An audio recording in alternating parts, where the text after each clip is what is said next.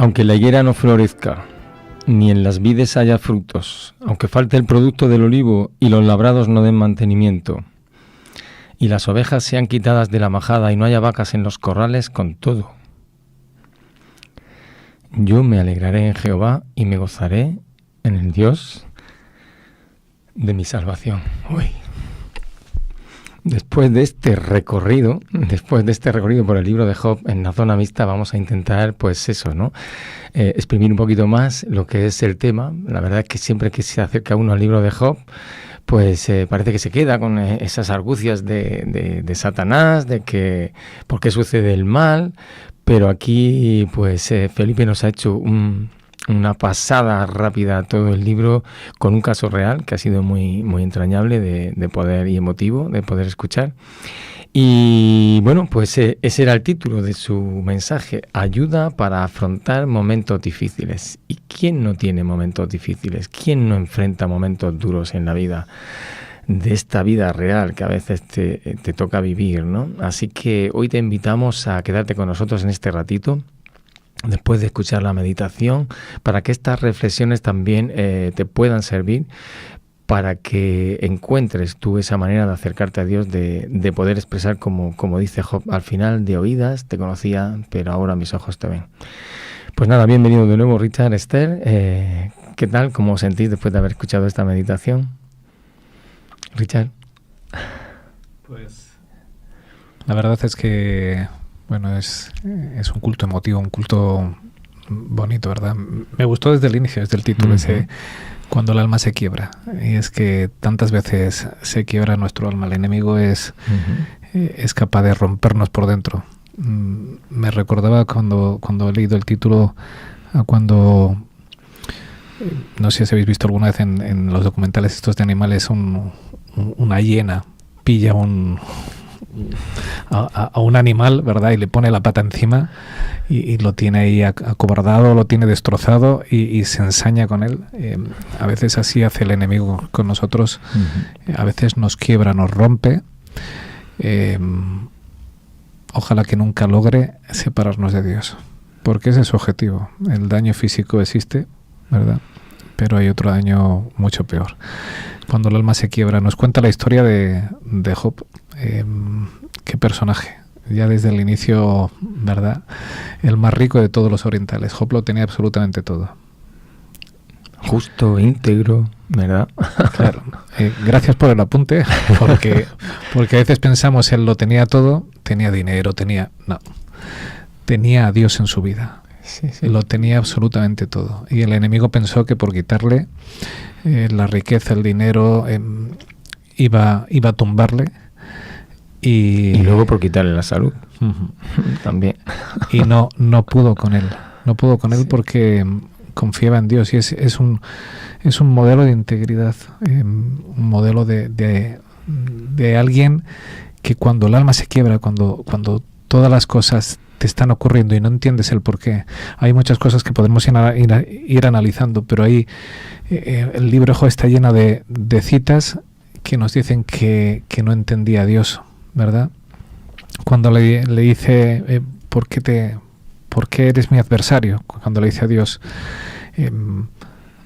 no había entendido la figura del gran enemigo. Y hoy en día a veces decimos la gente a la calle, pero incluso en la iglesia, cuando ocurren las desgracias, creemos que Dios se ha convertido en nuestro adversario, que ha permitido, que nos está afligiendo. Y Dios es quien en esta historia, de forma oculta, es quien está sosteniendo en todo momento los pedazos de la vida de Job, quien los está uniendo y atando y manteniendo. Y a mí, bueno, pues desde luego me emociona el sentirlo, y me ha gustado mucho. Bueno, me he ido anotando por ahí muchas frases, muchos pasos, muchas cosas que necesitamos hacer para que el enemigo no logre hacer presa con nosotros. Su objetivo es destrozarnos, pero no tiene poder para hacerlo.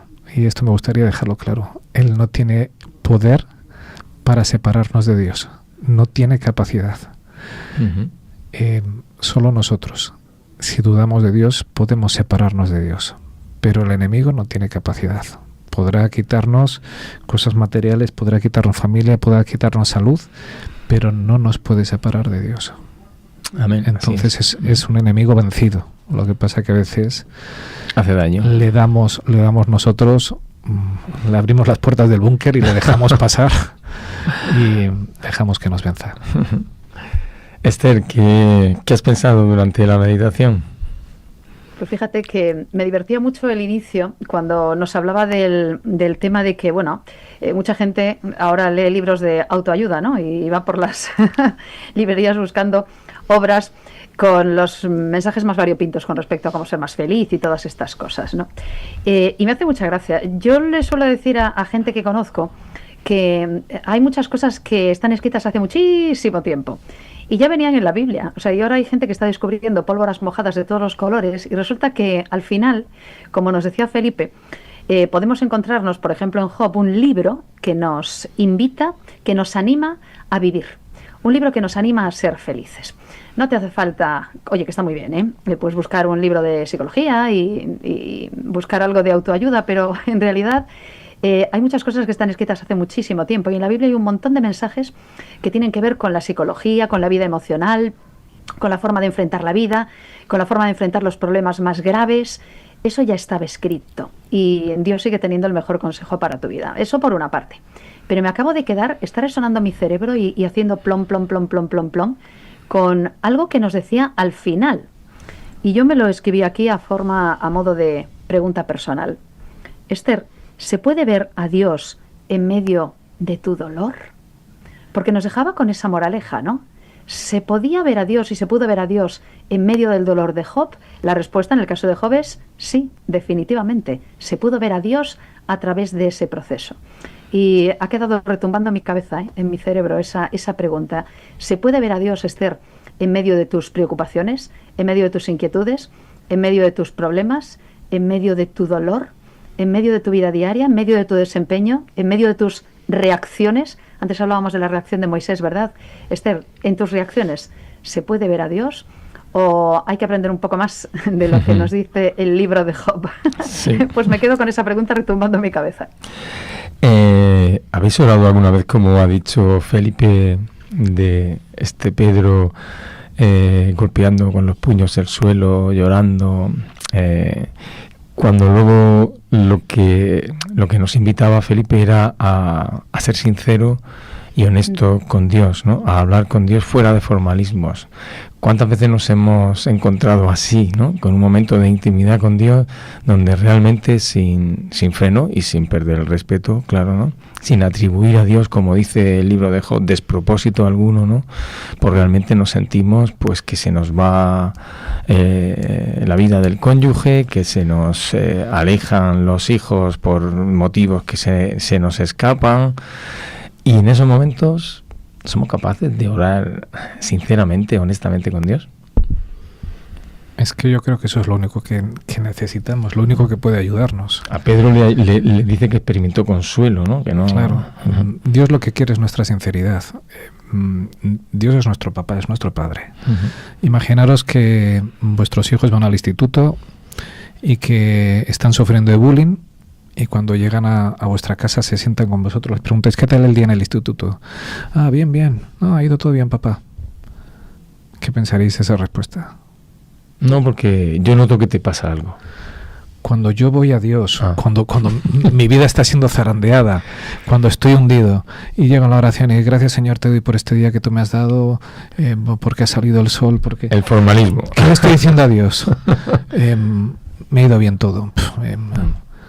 Eso es lo que Dios quiere de mí. ¿Qué quiere un padre a su hijo? Yo lo que quiero de mi hijo es, mira papá, tengo un problema.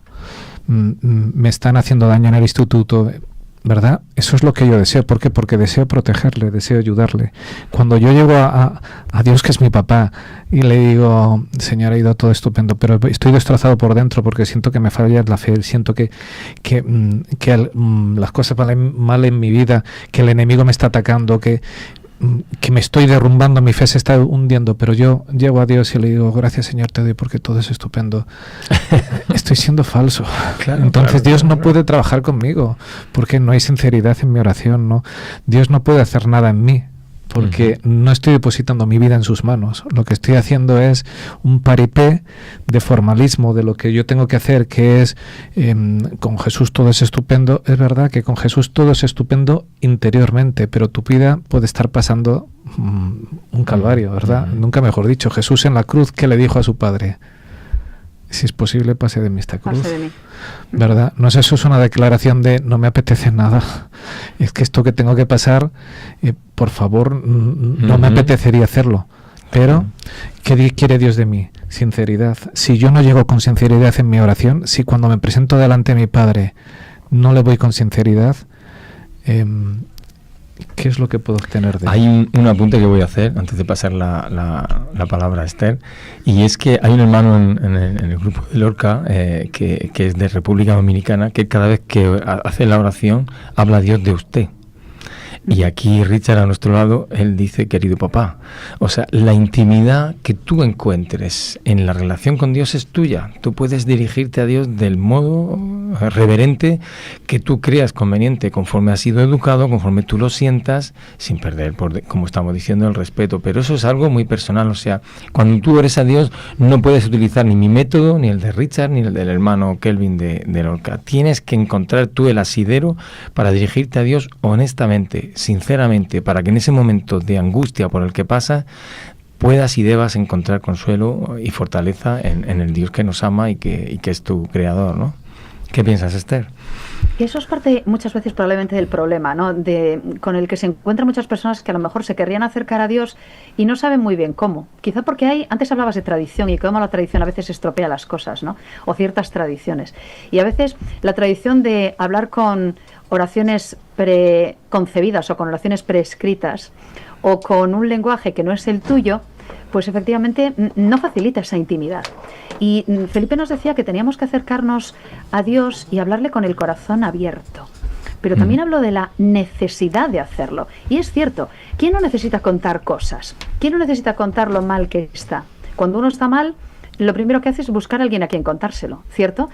A veces se le cuenta a la persona más insospechada, a veces se le cuenta a un profesional de la salud, pero resulta que la invitación del libro de Job es a contárselo a Dios. También se lo puedes contar a un amigo o a una amiga, alguien en quien tengas confianza, pero todos necesitamos alguien en quien confiar y alguien a quien confiarle esas sensaciones, esos sentimientos.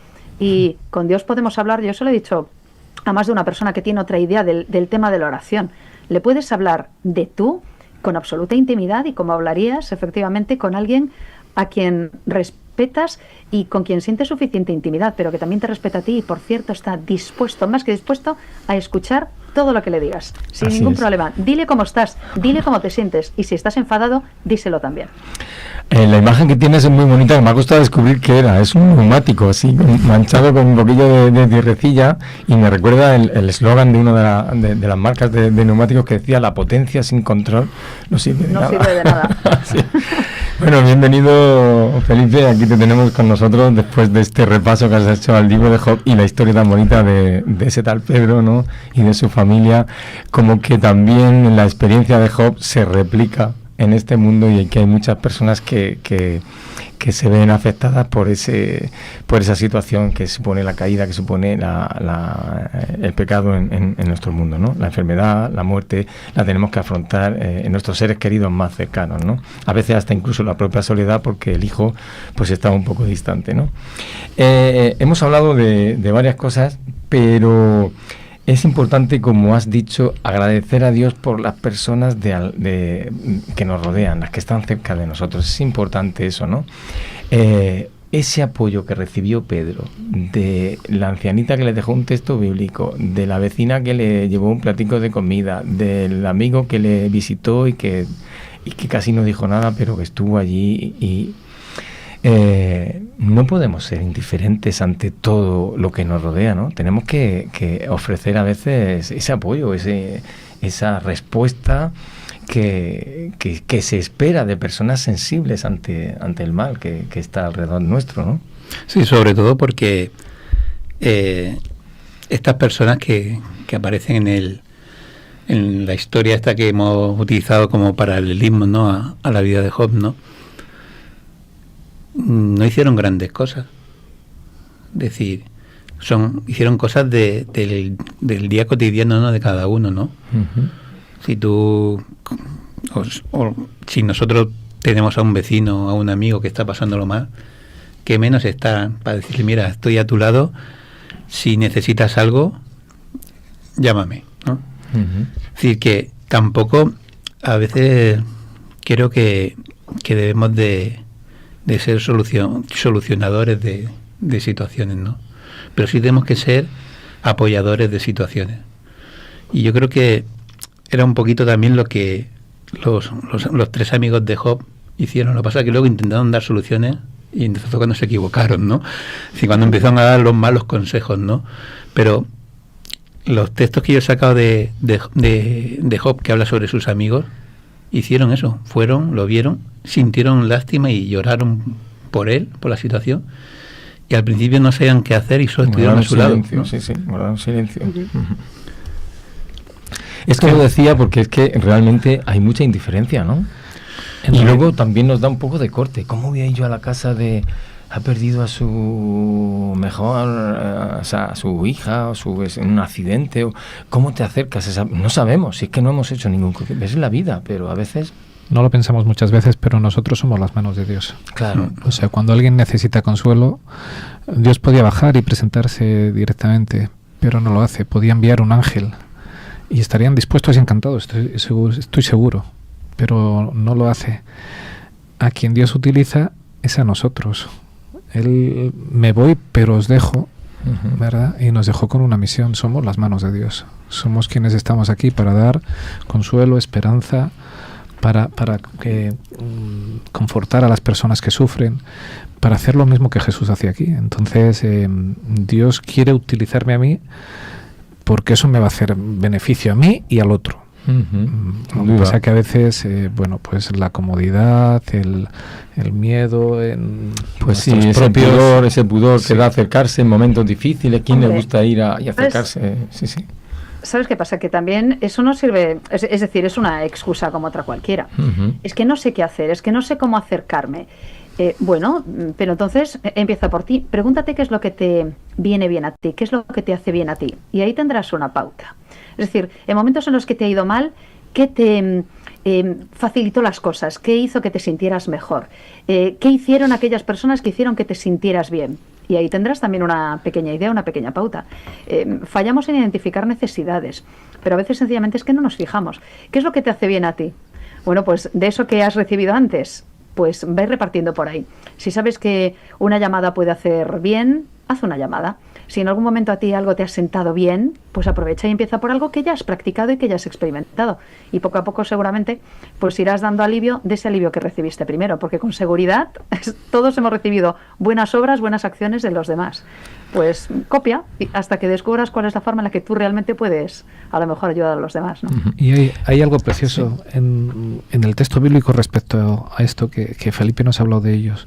A veces vemos que una persona está sufriendo y bueno, yo hablo personalmente, no le he ido a visitar porque digo, si voy es que me voy a poner a llorar, porque es tanto el dolor que veo que no voy a servir de ayuda. Aquellos buenos amigos, es verdad que luego se equivocaron, pero aquellos buenos amigos llegaron con él y 7 días se sentaron sin hablar a llorar.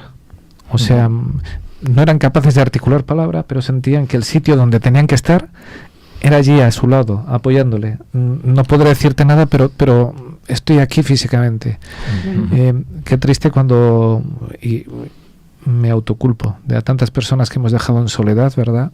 Porque es tan duro lo que están pasando y no sabes ni cómo responder.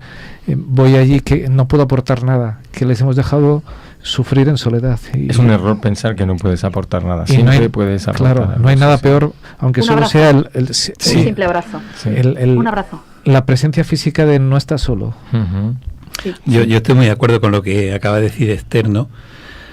Cuando no sabes qué hacer, da un abrazo. No, porque el abrazo envuelve a la otra persona, ¿no? Y esa persona se siente acogida, arropada, apoyada. Y quizás ese sea el mejor inicio, ¿no? Para luego hacer otras cosas, ¿no? Pero yo creo que la reacción natural ante una situación de un amigo, de un compañero, de un familiar que está pasando un momento malo, es acogerlo, ¿no? Es decir, darle ese abrazo, ¿no? Como decía ella, ¿no? Como decía ser empático. Hay una cosa que has dicho, Felipe, y es nunca pierdas la esperanza en lo que Dios está haciendo. Dios está haciendo algo, no lo veo, pero lo creo. Es importante remarcar esto, ¿verdad? Porque en medio de la crisis por la que pasas, ¿no? Job fue capaz de decir, yo sé que mi Redentor vive y yo veré a Dios y no otro, ¿no? Eso es muy importante y me alegra de que lo hayas, por decirlo así, sacado a flote, ¿no? ¿Se puede en los momentos de tantísima angustia realmente tener ese consuelo de que Dios está haciendo algo?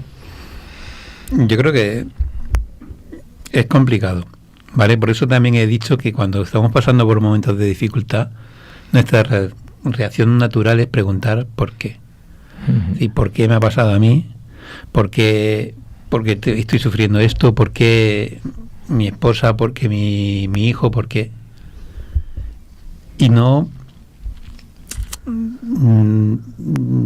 tenemos que ser cuidadosos de no perder de vista, ¿no? De que al final, como decíamos en el sermón, ¿no?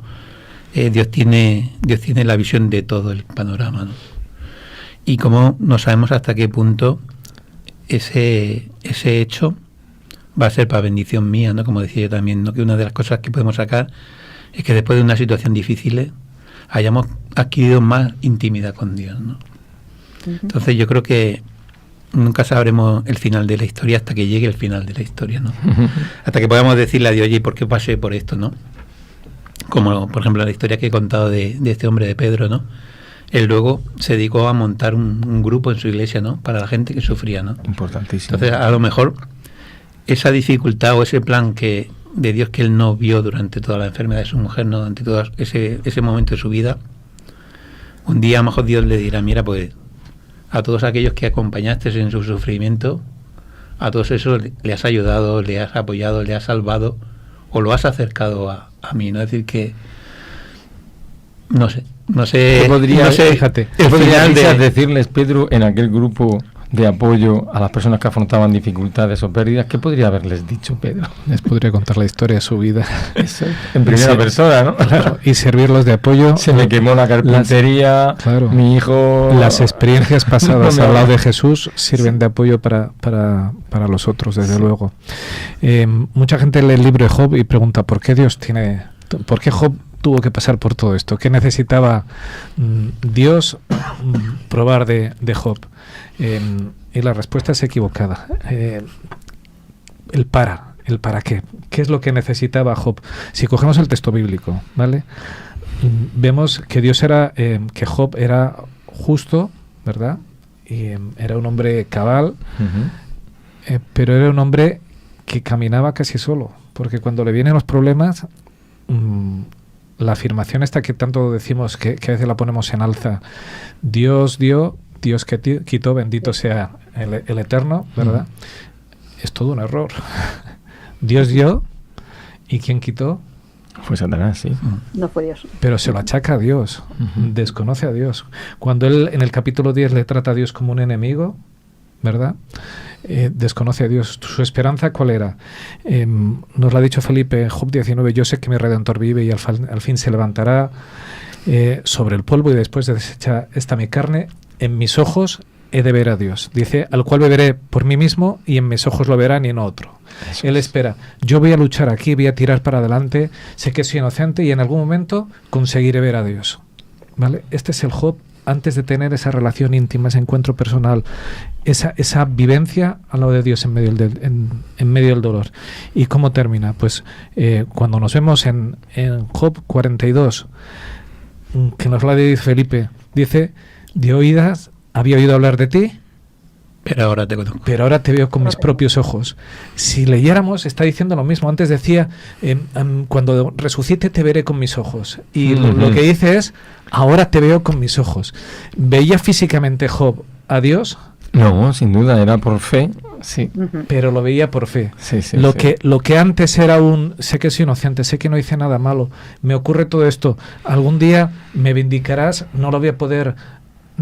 Ahora he entendido a Dios, ahora comprendo a Dios, ahora sé quién es Dios. ahora sé cuánto me ama, ahora sé que hay un enemigo que quiere destrozarme y que no va a conseguir hacerlo. El para lo encontramos ahí. Podemos tener una experiencia con Dios que sea tan frágil que el enemigo diga, espera que sé por dónde meterle caña, porque te voy a tumbar y te voy a destrozar. Y Dios permite, es verdad, Dios lo permite todo. Dios permitió que a Job le pasara todo esto. ¿Por qué? Porque quiere hacernos crecer. Quiere que tengamos una consistencia tal que sin verle yo camine diciendo, como decía Moisés, como viendo al invisible, ¿verdad? Que yo camine, como dice Job, ahora le veo. O sea, es que ahora mire donde mire veo a Dios. No necesito resucitar para verle, es que lo veo cada día y mi fe es fuerte. Ese es el para. Eso es lo que yo tengo, que es muy difícil, como dice Felipe, pero cada vez que me viene una crisis me tiene que ayudar a crecer en Dios para que sirva para algo en mi vida. Sí, pero fíjate, Richard, que a veces los que llevamos ya mucho tiempo en la iglesia, ¿no? Yo, por ejemplo, cuando nací, mis padres ya eran adventistas, así que yo llevo 53 años en la iglesia, ¿no? Y a lo mejor nos pasa como a Job, ¿no? Que conocemos a Dios de oídas, ¿no? Y es en el momento en el que tenemos que afrontar alguna situación en el que debemos de abrazarnos, ¿no? Como siguiendo la explicación, ¿no? de Esther de antes, ¿no? El ejemplo que ha puesto. Cuando tenemos que abrazarnos a Dios y buscar esa intimidad, ¿no? De la que hablábamos en el sermón, ¿no? Es cuando ya podemos decir, no, es que yo ya no lo conozco de oídas. Yo ya he visto a Dios, ¿no? Yo ya he estado con Él, yo ya he llegado a compartir lo más íntimo que es el sufrimiento, las preocupaciones de una persona, ¿no? Había un momento en el sermón, ¿no? que he comentado, ¿no? Que cuando tengas problemas no busques hacer una oración formalmente correcta a Dios, ¿no? Hay que vaciarse antes de decir, mira, esto es lo que me pasa. Lo hemos comentado, ¿no? Ser honestos, ser sinceros con Dios, ¿no? Y estar alejados de los formalismos. Esther, vamos terminando por la hora, son las 13. Por las heridas de Jesús, la última idea importante a destacar, salvo que queráis luego añadir algo. Por las heridas de Jesús hemos sido sanados. Y yo creo que esto es lo que hemos de recoger de todo este mensaje. También nosotros, por nuestras heridas, podemos acompañar a personas que sufren. Un poco lo hemos hablado, pero yo creo que debe de quedarnos esto, porque todos tenemos alguna experiencia propia o cercana, ¿verdad? Debemos de convertirnos en eso, ¿no? En empáticos a todo el sufrimiento que nos rodea, y algo podremos aliviar, ¿no crees? Vuelvo a lo mismo. De lo que te han hecho, haz. ¿Sabes? Me venía a la mente oyendo todo esto, Felipe. Yo me quedaba con una de tus últimas frases, que va a quedar retumbando en mi cabeza, ¿eh? Aquello de ¿se puede ver a Dios en medio de tu dolor? Lo he personalizado, ¿de acuerdo? ¿Se puede ver a Dios en medio de lo que estás pasando y en medio de tu sufrimiento? ¿De qué forma puedes aprender de aquello que ha ido mal? Y yo recuerdo dos cosas muy concretas que tienen que ver con momentos de sufrimiento, con momentos de dolor. Cuando murió mi padre, por ejemplo, de un proceso oncológico muy rápido, yo recuerdo vivamente la sensación de los abrazos que recibí en el tanatorio. Fueron muchísimos. Hubo abrazos previos, evidentemente, en alguno de los momentos, en el hospital, etcétera. Recuerdo abrazos muy concretos de gente muy concreta en aquellos momentos. Pero yo recuerdo que el tanatorio fue un montón de abrazos, un montón. Y llamadas telefónicas de gente, muchos de ellos hermanos de iglesia hace un montón de tiempo, que supieron y que me llamaron por teléfono. Y fue tan sedante todo esto, fue tan terapéutico, fue tan sanador. Recuerdo todos aquellos abrazos y aquellos mensajes, aquellas llamadas. Realmente alivian mucho. Y a veces dejamos de hacerlo y no nos damos cuenta de lo mucho que alivia eso. Un abrazo de alguien que está deseándote, pues que puedas superar ese momento de dolor. Recuerdo aquellos abrazos cuando falleció mi padre. Pero también recuerdo cuando supe que habían hecho una reunión de oración para interceder por mí cuando estuve enferma, cuando tuve mi proceso.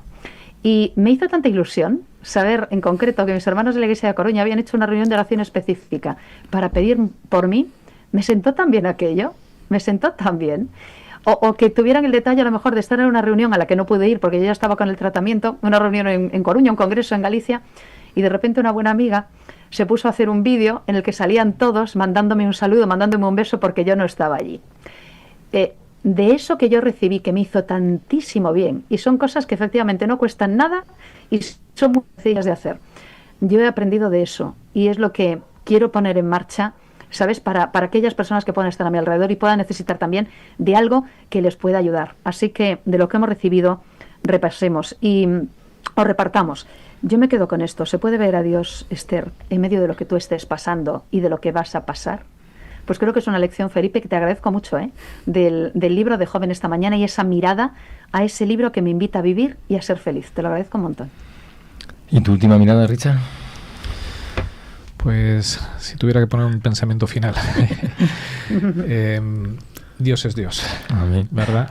Amén. Él es rey, es soberano, Él maneja los tiempos, maneja mi vida, pero aparte de eso, que Él es creador y yo una pequeña criatura, papá me ama.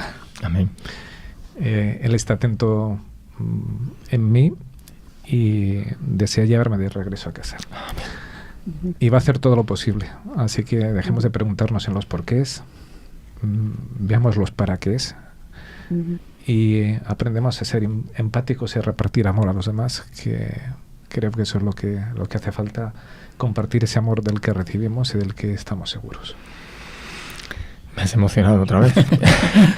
Felipe, punto y final. Yo me quiero quedar con una frase, ¿no? Quizá la frase que más me ha gustado de todo el sermón. Ha habido muchos, porque había muchas frases para remarcar. Y es la que en esta historia ficticia, pues podía haber sido real, ¿no? Pedro les decía a sus amigos, ¿no? A las personas que iban a él en los momentos de sufrimiento al final de la historia, ¿no? Y es la frase esa que he narrado, ¿no? De hay esperanza. Nuestro Redentor vive. Amén. Y aunque no lo veas ahora, un día lo verás y dirás como Job, ahora te he visto con mis propios ojos. Yo creo que eso marca la esperanza de cualquier cristiano, ¿no? Que espera en el sufrimiento, tristemente, ¿no? Porque a veces, también lo hemos comentado, ¿no? Parece que cuando aceptas a Dios, que todo te va a venir más que rodado, ¿no? En cambio, me gusta eso, ¿no? Me gusta concluir con esa idea, ¿no? De que a pesar de todo hay una esperanza, nuestro Dios, nuestro Salvador, como dice la versión de la palabra, nuestro vengador, vive para darnos la oportunidad de un día poder verlo. Pues muchísimas gracias a todos los que habéis estado al otro lado, los que lo veréis en estos próximos días. Gracias a los suscriptores. Si te ha gustado todo este programa, ya sabes, dale a like. Y muchas gracias a quien ha estado a los mandos, a Juan Luis, que ha estado ahí con un trabajo arduo, como siempre, poniendo a punto el sonido, la imagen y las cámaras. Gracias, Esther, desde Vigo. Gracias, Richard y Felipe. Y nada, el Señor os bendiga y que tengáis una buena semana. Hasta el próximo sábado continuaremos aquí en la Iglesia en Casa. El Señor os bendiga. Chao. Feliz semana. Amén. Feliz semana. Buena semana.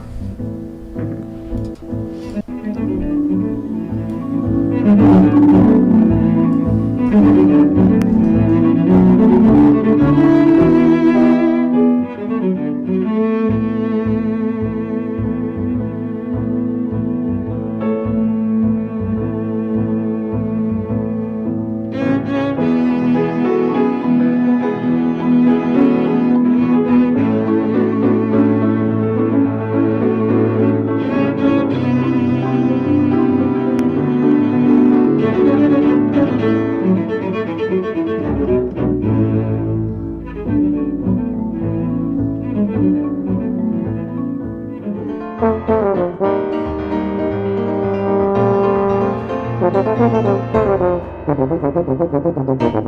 you.